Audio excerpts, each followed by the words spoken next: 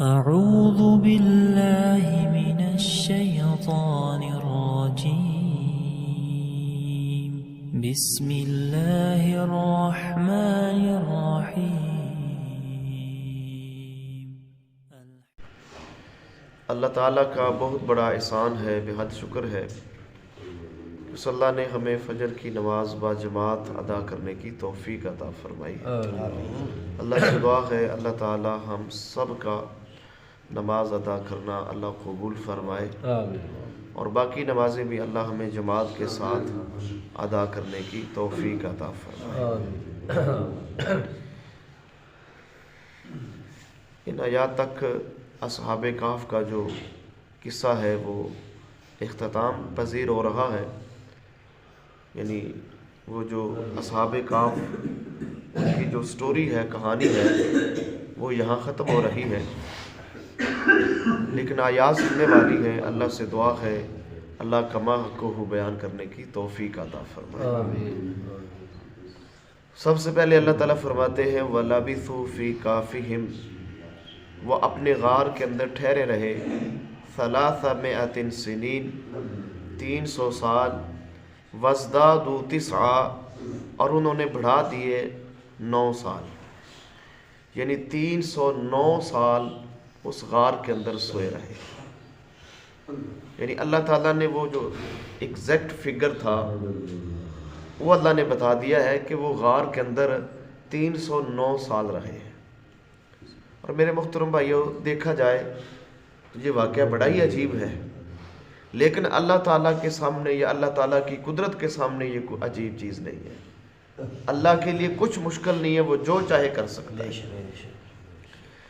اور آگے اللہ تعالیٰ فرماتے ہیں قُلِ اللَّهُ أَعْلَمُ، اے میرے نبی محمد الرسول اللہ صلی اللہ علیہ وآلہ وسلم، آپ فرما دیجئے اللہ اعلم، اللہ زیادہ جانتا ہے بما،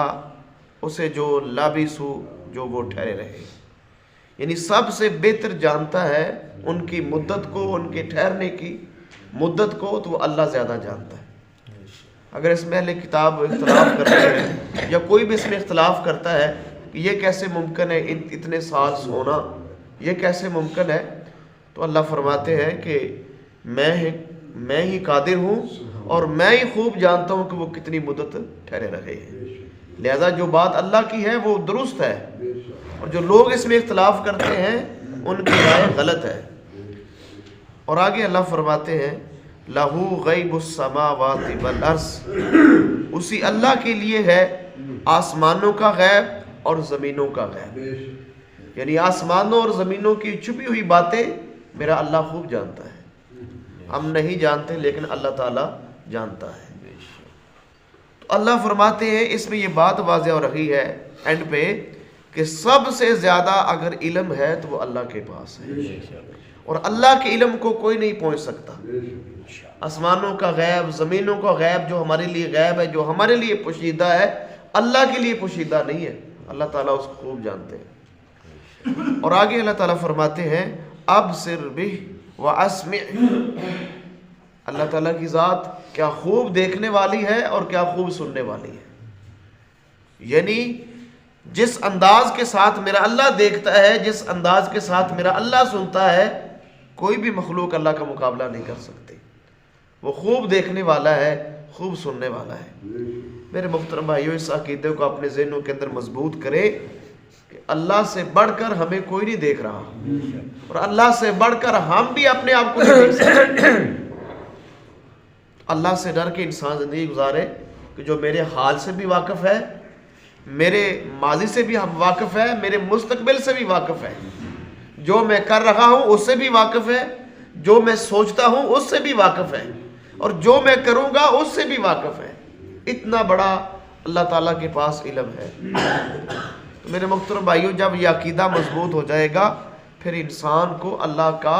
قرب حاصل ہوتا ہے، اللہ کی معرفت حاصل ہوتی ہے۔ جب اللہ کا قرب حاصل ہوتا ہے پھر انسان کو اللہ تعالیٰ سے محبت ہو جاتی ہے، وہ اللہ کے زیادہ قریب ہو جاتا ہے، خشوع و خضوع کے ساتھ اللہ تعالیٰ کی عبادت کرتا ہے۔ اور آگے اللہ فرماتے ہیں ما لہم من دونہ، نہیں ہے ان کے لیے اس اللہ کے سوا من ولی کوئی دوست،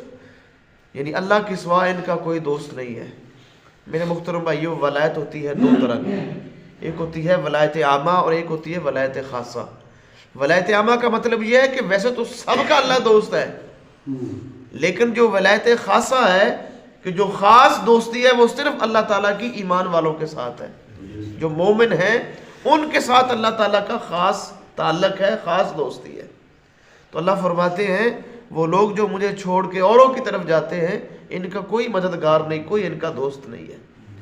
اور آگے اللہ فرماتے ہیں، آخری بات ہے، وَلَا يُشْرِكُ، نہیں وہ شریک کرتا فی حکم ہی، اپنے حکم میں، احدن، کسی ایک کو، یعنی وہ اپنے فیصلے میں کسی کو شریک نہیں کرتا، وہ خود مختار ہے، وہ خود فیصلہ کرتا ہے، سارے اختیار کا وہ خود مالک ہے، جو وہ فیصلہ کرتا ہے اس فیصلے کے اندر وہ کسی کو شریک نہیں کرتا۔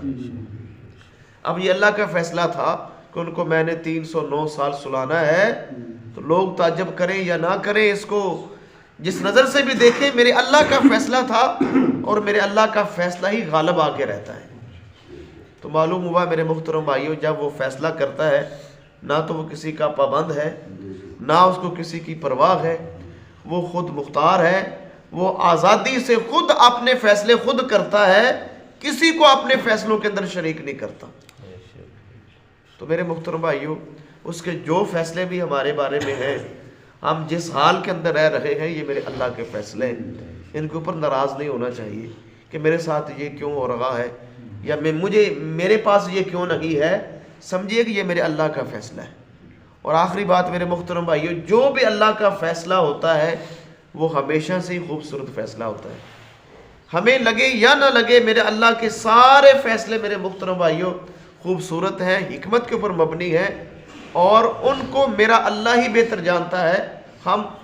اس تک نہیں پہنچ سکتے کہ یہ فیصلہ میرے حق میں کیسا ہے۔